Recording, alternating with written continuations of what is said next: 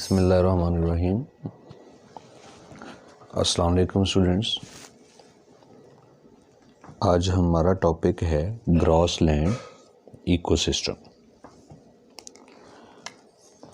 तो ये ऐसा इकोसिस्टम है जिसमें डोमिनेंट वेजिटेशन या प्लांट ग्रास की शक्ल में है। यहाँ पे और भी टाइप के प्लांट हो सकते हैं, लेकिन इसका नाम ग्रासलैंड इकोसिस्टम ही क्यों रखा गया है कि यहाँ पे ग्रासेस डोमिनेंट स्पीशीज़ हैं, इनकी तादाद यहाँ पे ज़्यादा है। इसलिए इस इकोसिस्टम को ग्रासलैंड इकोसिस्टम का नाम दिया जाता है।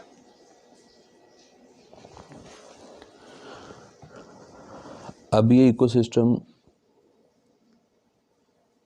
कहाँ पे लोकेटेड है, इसकी लोकेशन के बारे में भी बात करेंगे। और अगर इसकी लोकेशन पूरी दुनिया में आप मेंशन करें, वर्ल्ड में, तो वर्ल्ड में ये कहाँ कहाँ पे मौजूद है, ये आपको यूरेशियन कॉन्टिनेंट में मिलेगा। अब Eurasian continent actually collective name है एशिया और यूरोप के लिए। तो इन यूरेशियन कॉन्टिनेंट में भी ग्रासलैंड मौजूद हैं। और अब अगर आप सिर्फ पाकिस्तान की बात करें कि पाकिस्तान में ये कहाँ पे मौजूद हैं, तो पाकिस्तान में ग्रासलैंड इकोसिस्टम गिलगित में मौजूद है। और यहाँ पे ग्रासलैंड का नाम है फेरी मीडोस। फेरी मीडोस, परियों की चरागाह, परियों की चरागाह। ये नाम एक्चुअली कुछ जर्मन को पेमाओं ने रखी थी। ये नाम उन्होंने रखा था जर्मन लैंग्वेज में, जिसका इंग्लिश वर्जन है फेरी मीडोस। अब गिलगित के अलावा ग्रासलैंड आपको कश्मीर में भी मिलेंगे। बड़े खूबसूरत ग्रासलैंड है यहाँ पे कश्मीर में। इसके अलावा वज़ीरिस्तान में,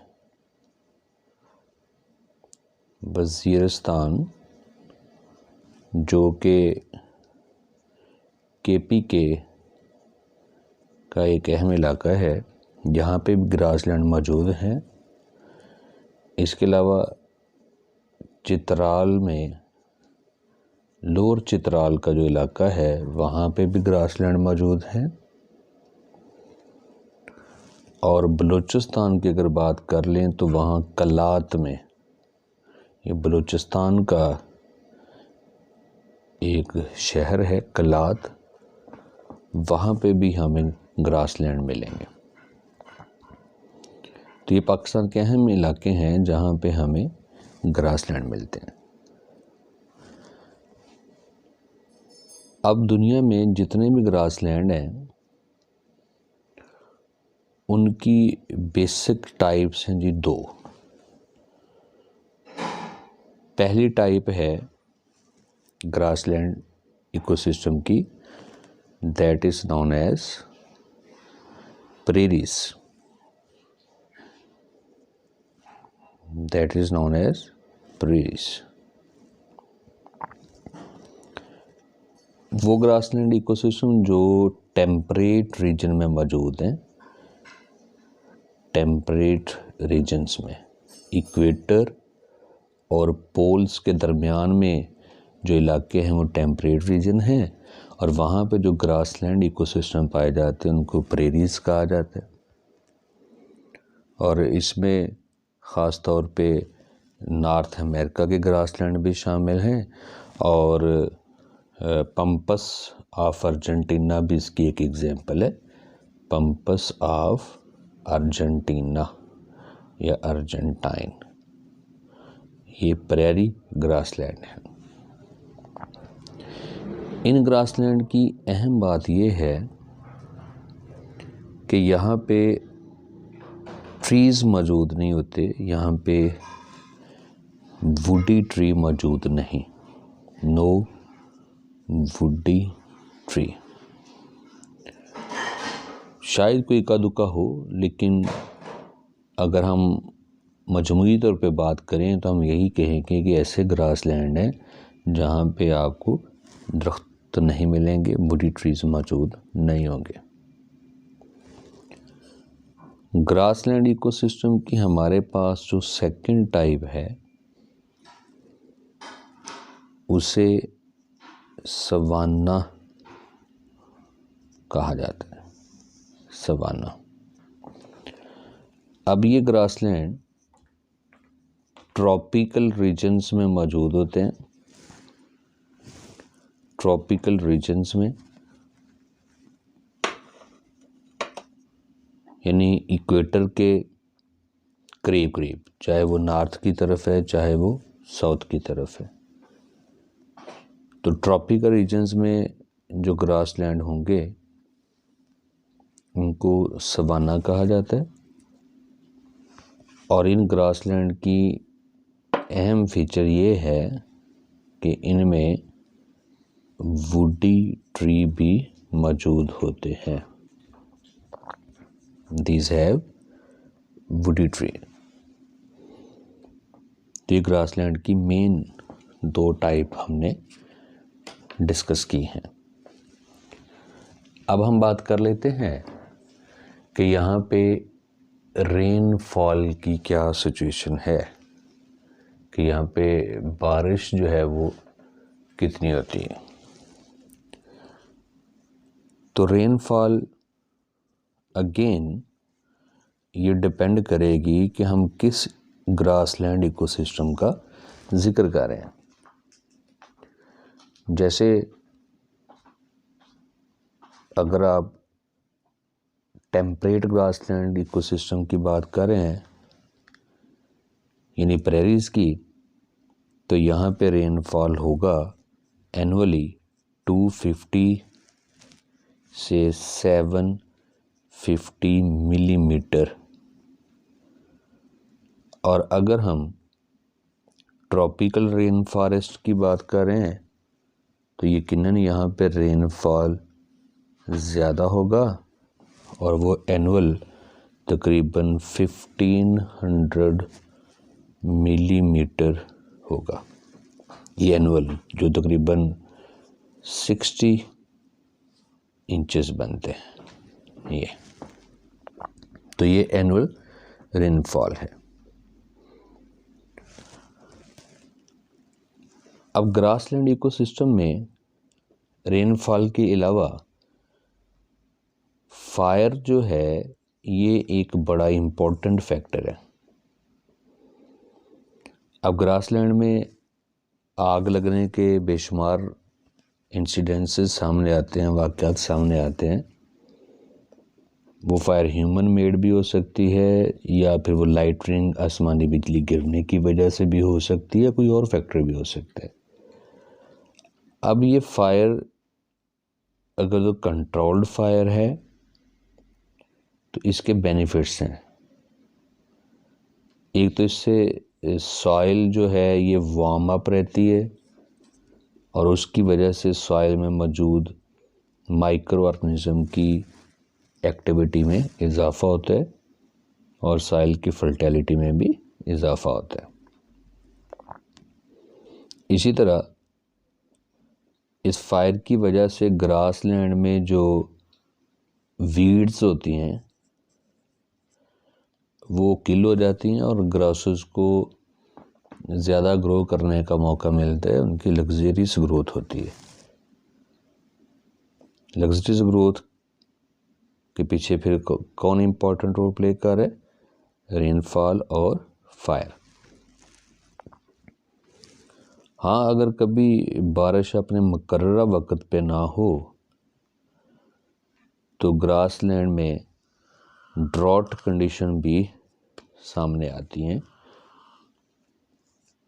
ड्राई कंडीशंस प्रोलॉन्ग हो जाती हैं, तो इससे ग्रासेस की ग्रोथ मुतासर भी होती है। तो अब फिज़िकल फैक्टर के अलावा हम ग्रासलैंड के प्लांट लाइफ के बारे में बात कर लेते हैं कि ग्रासलैंड में कौन कौन से प्लांट्स पाए जाते हैं।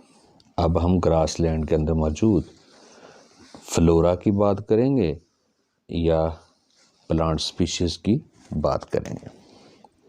तो फ्लोरा ऑफ ग्रासलैंड, या हम सिंपल इसको प्लांट लाइफ कह लेते हैं कि यहाँ पे किस किस्म के प्लांट मौजूद हैं। डेफिनेटली यहाँ पे जो डोमिनेंट स्पीशीज़ होगी वो मैंने पहले भी बताया, डोमिनेंट स्पीशीज़ यहाँ पे ग्रासेस होंगी या ग्रेमिनाइड्स होंगी। ग्रेमिनाइड्स, अब ग्रेमिनाइड्स की ये जो टर्म है ये हम ग्रासेस के लिए भी यूज़ कर सकते हैं, या इसके अलावा कोई भी यहाँ पे ग्रास लाइक प्लांट होगा तो उसके लिए भी हम ग्रेमिनाइड की टर्म यूज़ कर सकते हैं। इसके अलावा यहाँ पे और अहम प्लांट होंगे फोब्स, ये नॉन ग्रास प्लांट्स हैं, इनको आप हर्बेशियस प्लांट कह सकते हैं लेकिन ग्रासेस नहीं हैं। और इनमें भी आगे शामिल हैं कंपोजिट्स, उसके अलावा लेग्यूम्स, फलीदार पौधे जो हैं जिनका फ्रूट पाउडर की शक्ल में होगा, फली की शक्ल में होगा, उनको आप नाम देंगे लेग्यूम्स। अब ये जो कंपोजिट्स हैं ये एक्चुअली फ्लावरिंग प्लांट्स की पूरी एक फैमिली है, फैमिली एस्ट्रेसी, और इनमें डोमिनेंट प्लांट जो है, बड़ा पॉपुलर कॉमन प्लांट जो है वो सनफ्लावर है, और जितने भी प्लांट जिनके फ्लावर का सनफ्लावर की शेप के हैं, उस मार्फोलॉजी के हैं, वो सारे मजमूई तौर पे प्लांट को हम उन प्लांट को मजमूई तौर पे कंपोजिट्स का नाम देते हैं। अब ये जो प्लांट्स हैं या वेजिटेशन है ये ग्रासलैंड में लेयर की शक्ल में है, इस एक फिनोमेना है जी लेयरिंग। अब इसका ये मतलब है कि ग्रासलैंड में मौजूद प्लांट्स की हाइट वेरिएबल है, different plants have different length या हाइट। जैसे ग्रासलैंड में जो सबसे छोटे साइज का फ्लोरा होगा वो क्या होगा, और उसमें हमारे पास पोआ ग्रास और ब्रोमस ग्रास, ये, और साथ यहाँ पे कहीं कहीं लाइकन्स और मॉसेस भी होंगे, मॉसेस और लाइकन्स। ये इनकी हाइट सबसे छोटी है, इसलिए इनको हम फर्स्ट लेयर कहते हैं। फर्स्ट लेयर, अगर समाल से ज़्यादा हाइट की तरफ जा रहे हैं फिर ये फर्स्ट लेयर है, अगर हाइट से कम हाइट की तरफ आ रहे हैं, ज़्यादा हाइट से कम की तरफ आ रहे हैं तो फिर ये थर्ड लेयर होगी। तो ये सबसे छोटे कद के फ्लोरा वहाँ पे मौजूद है। इसके बाद ग्रासलैंड में दरमियाने कद के भी प्लांट्स या ग्रासेस आपको मिलेंगी। जैसे यहाँ पे स्टाइपा ग्रास एक जीनस है स्टाइपा। इसके अलावा यहाँ पे ही स्पोरो बोलस भी है। इसके अलावा ओराइजोप्सिस भी है। ओराइजोप्सिस ये एक्चुअली ओराइजोप्सिस ग्रास ही है, लेकिन बाज़ार देखने में ये चावल के पौधे जैसी इसकी मशाबत है, इस वजह से इसका नाम रखा हुआ है ओराइजोप्सिस। ये मिड हाइट वाली ग्रासेस हैं, मिड हाई ग्रासेस भी इनको कह सकते हैं। और ये सेकंड लेयर है। और सबसे टॉल ग्रासेस जो हमें यहाँ पे मिलेंगी ग्रासलैंड इकोसिस्टम में, उनके इम्पोर्टेंट जेनरा में है एंड्रोपोगॉन, दिस वन, और इसके साथ ही पेनिकम। तो ये ग्रासेस इतनी लंबी हैं कि इंसानी कद से भी ज़्यादा इनकी हाइट है। ये टॉल ग्रास की कैटेगरी है और इसको आप थर्ड लेयर कह रहे हैं। अब अगर आप रिवर्स डायरेक्शन में चलें तो this will be the first layer, this will be the second layer and this will be the third layer. ये तो इसका ग्रासलैंड इकोसिस्टम में आप एंटर हों तो वहाँ पे जितना भी फ्लोरा है, जितने भी प्लांट हैं, वो एक हाइट वाले नहीं हैं, उनमें वैरायटी है। और इस फिनोमिनन को हम क्या कह रहे हैं? लेयरिंग कह रहे हैं।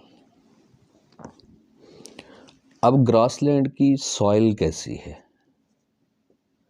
यहाँ की सॉइल कंडीशंस की अगर हम बात कर लें, ग्रासलैंड की सॉइल कैसी है। यहाँ पे जो मॉइस्चर है वो लिमिटेड है, यानी ग्रासलैंड की जो मिट्टी है ये ज़्यादा नमी वाली नहीं। क्यों नहीं है? इसकी दो रीज़न है। एक तो वैसे ही बारिश कम हो रही है, लो प्रेसिपिटेशन,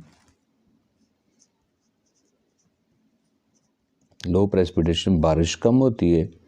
और दूसरा यहाँ पे टेम्परेचर हाई होने से एवेपोरेशन भी ज़्यादा होती है। एक तो बारिश कम होने से पानी कम मिल रहा है और उधर से एवेपोरेशन भी ज़्यादा हो रही है, तो ओवरऑल फिर सॉइल के अंदर मॉइस्चर क्या होगी? कमी होगी।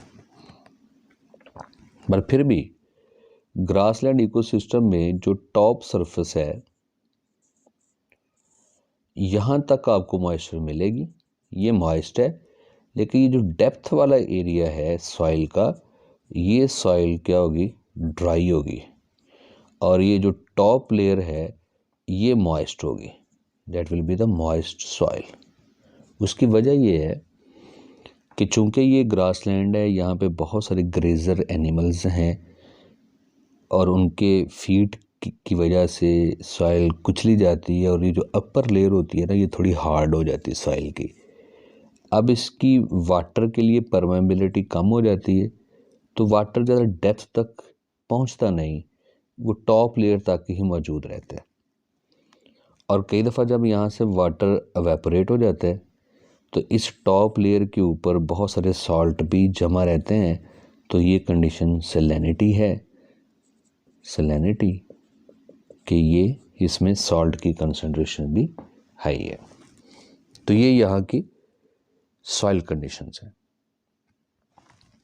अब ग्रासलैंड में प्लांट लाइफ की भी बात हो गई, सॉइल कंडीशंस की भी बात हो गई। अब हम ग्रासलैंड के फाना यानी यहाँ पे मौजूद एनिमल्स की बात करेंगे कि सॉइल के अंदर कौन कौन से ग्रासलैंड में कौन कौन से एनिमल्स मौजूद हैं। तो अब यहाँ पे हम एनिमल लाइफ की बात करेंगे ग्रासलैंड में। Animal life. चूंकि ग्रासलैंड है तो यकीनन यहाँ पे ग्रेजर या हर्बीवोर डोमिनेंट स्पीशीज होगी। अब हर्बीवोर जो हैं ये फिर दो कैटेगरी में आएंगे, इनवर्टिब्रेट और वर्टिब्रेट्स। इनवर्टिब्रेट हर्बीवोर यहाँ पे कौन कौन से हैं? इनवर्टिब्रेट हर्बीवोर में यहाँ पे बहुत ज़्यादा तादाद में हैं ग्रास हापर, और इनकी तादाद इतनी ज़्यादा है कि कहा जाता है कि इनका बाकायदा वर्टिब्रेट हर्बीवोर के साथ कंपटीशन है कि ज़्यादा ग्रेजिंग कौन करता है, किनको प्लांट फुलिएज प्लांट लीफ खाने को ज़्यादा मिलते हैं। इसके अलावा और भी बहुत सारे इंसेक्ट यहाँ पे मौजूद होते हैं। इसके साथ अब वर्टिब्रेट हर्बीवोर्स का भी जिक्र कर लेते हैं। वर्टिब्रेट हर्बीवोर में यहाँ पे मौजूद हैं ज़ीब्रास, वाइल्ड हॉर्स, जंगली घोड़े भी यहाँ पे मौजूद हैं, और बाइसन, जंगली भैंसा भी यहाँ पे आपको मिलेगा, और बहुत ही इम्पोर्टेंट प्रोंग हॉर्न एंटीलोप। ये हिरन की किस्म है या बारहसिंगा आप इसको कह लें। तो इसके जो सींग होते हैं ना, वो इनके सींग ऐसे दो शाखा होते हैं। ये एक सींग देखे दो शाखा बना है, जैसे वो फिजिक्स में हम एक अपरेटस इस्तेमाल करते हैं ट्यूनिंग फोर्क, उसको प्रोंग ही कहते हैं ना आप, कि ऐसे दो शाखें बनी होती है। तो इनके सींग जो होते हैं, हॉर्न्स जो होते हैं, वो ऐसे दो शाखा बने होते हैं, फोर्क्ड होते हैं, इसलिए इनका नाम हमने क्या रखा हुआ है, प्रोंग हॉर्न एंटीलोप। इसके अलावा यहाँ पे रोडेंट्स की चूहों से मिलते जुलते वर्टिब्रेट हैं, जिनको हम प्रेरी डॉग्स का नाम देते हैं। और याद रहे ये एक्चुअली रोडेंट्स की टाइप है। अब इनको डॉग्स क्यों कहा जाता है? तो ये रोडेंट्स, तो इनको डॉग्स इसलिए कहा जाता है कि जब ये कोई ख़तरा महसूस करते हैं तो ये जो अलार्म कॉल देते हैं अपने साथियों को उस ख़तरे से आगाह करने के लिए, जो ज़ोर से एक आवाज़ पैदा करते हैं, वो आवाज़ बिल्कुल डॉग्स की बार्किंग जैसी है, like that of dog bark. इसलिए इनका नाम रखा हुआ है प्रेरी डॉग, लेकिन एक्चुअली ये डॉग्स नहीं बल्कि ये रोडेंट्स की टाइप है। अब अगर हर्बीवोर मौजूद हैं तो यहाँ पे उनका शिकार करने के लिए यहाँ पे प्रीडेटर्स भी होंगे। अब यहाँ पे प्रीडेटर्स कौन कौन से होंगे? प्रीडेटर में यहाँ पे वुल्फ भी मौजूद होंगे, उसके अलावा फॉक्स भी होगी, उसके अलावा यहाँ पे टाइगर भी मौजूद होंगे। तो ये इम्पोर्टेंट प्रीडेटर हैं। ये जो मैंने प्रीडेटर नाम लिखे हैं ये मैमेलियन प्रीडेटर हैं प्रीडेटर, लेकिन ये सारे के सारे मैमल्स हैं। इनके अलावा यहाँ पे टोड जो कि एक्चुअली एम्फीबियन है, ये भी आपको मिलेंगे। इसके अलावा लिजर्ड जो कि इंसेक्ट का शिकार करेंगे, और टर्टल भी। अब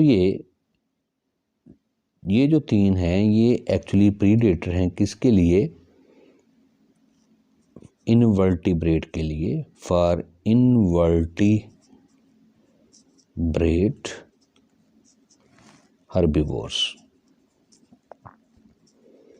और ये जो मैंने जिक्र किया है, ये वाले जो हैं ये प्रीडेटर हैं, लेकिन ये वर्टिब्रेट हर्बीवोर्स के लिए होंगे। तो ये इम्पॉर्टेंट प्रीडेटर एनिमल भी यहाँ पे मौजूद है। अब हम इस इकोसिस्टम की प्रोडक्टिविटी की बात कर लें कि एनुअली यहाँ पे जो प्लांट हैं वो एनुअली कितनी फोटोसिंथेसिस करते हैं और ऑर्गेनिक कंपाउंड कितने प्रोड्यूस होते हैं। ये सिंपल वे में बता रहा हूँ कि प्रोडक्टिविटी क्या होती है। और ये भी वैरायटी होगी। अगर आप टेम्परेट ग्रासलैंड की बात कर रहे हैं तो यहाँ पे प्रोडक्टिविटी थोड़ी लो होती है, और अगर आप ट्रॉपिकल ग्रासलैंड की बात कर रहे हैं तो इनकी प्रोडक्टिविटी ज़्यादा होती है। अब टेम्परेट ग्रासलैंड यानी प्रेरीज जो हैं, इनकी प्रोडक्टिविटी जो है वो 700 मिनिमम और 1500 ग्राम पर स्क्वायर मीटर एनुअल है। इसको बहुत आसान तरीके से आप ये समझें कि अगर ग्रासलैंड का 1 स्क्वायर मीटर एरिया है ये, अब इसमें जितने भी प्लांट्स हैं 1 स्क्वायर मीटर एरिया में, ये पूरे एक साल में 700 से 1500 ग्राम ऑर्गेनिक कंपाउंड की सिंथेसिस करते हैं, फॉर्मेशन करते हैं। जबकि अगर ट्रॉपिकल ग्रासलैंड की बात करें तो बहुत ज़्यादा हाई प्रोडक्टिविटी होगी। 4000 ग्राम पर स्क्वायर मीटर पर ईयर ये एनुअल है, सालाना प्रोडक्टिविटी है कि कितने ऑर्गेनिक कंपाउंड या बायोमास यहाँ पे प्रोड्यूस हो रहा होता है। अब ग्रासलैंड जो है इसके ऊपर ह्यूमन एक्टिविटीज़ का क्या असर हुआ। अब हम इस ग्रासलैंड इकोसिस्टम पे ह्यूमन इम्पैक्ट की बात भी कर लेते हैं कि इंसान इस इकोसिस्टम पे किस तरह से असरअंदाज हो रहे हैं। तो ग्रासलैंड है तो यहाँ पे एग्रीकल्चर एक्टिविटीज़ भी की जा रही हैं, यहाँ पे फसलें भी उगाई जा रही हैं। एग्रीकल्चर फार्म हाउस लोगों ने यहाँ पे बना लिए। वो तो फॉर्चुनेट थिंग ये है, किस्मत की बात ये है कि यहाँ पे सॉइल में साल्ट बहुत हाई होते हैं, कंडीशन एसिडिक हैं, तो फसलों को कोई इतनी ख़ास और इतनी अच्छी ग्रोथ नहीं होती। लेकिन यहाँ पे एनिमल फार्म हाउस भी बने हैं, लाइव स्टॉक मैनेजमेंट, मवेशियों को पालने के लिए यहाँ पे फार्म हाउसेस बन चुके हैं। ज़ाहिर ये ग्रासलैंड है तो यहाँ पे ग्रेजर एनिमल पाले जाते हैं। अब इस ग्रासलैंड में जितने ज़्यादा ग्रेजर एनिमल होंगे उस हिसाब से ग्रासलैंड की सॉइल हार्ड होती जाती है, उसकी परमेबिलिटी कम हो जाती है, फिर सैलिनिटी बढ़ती है, साल्ट ज़्यादा अकमुलेट होना शुरू हो जाते हैं। और ओवर ग्रेजिंग जब होगी तो इस ओवर ग्रेजिंग की वजह से सॉइल एरोजन भी होगी, सॉइल रन ऑफ भी कहते हैं। और इस तरह हरा भरा ग्रासलैंड जो है ये डेजर्ट में कन्वर्ट होना शुरू हो जाता है और इस फिनोमिनन को डेजर्टिफिकेशन कहा जाता है। That's all about grassland ecosystem.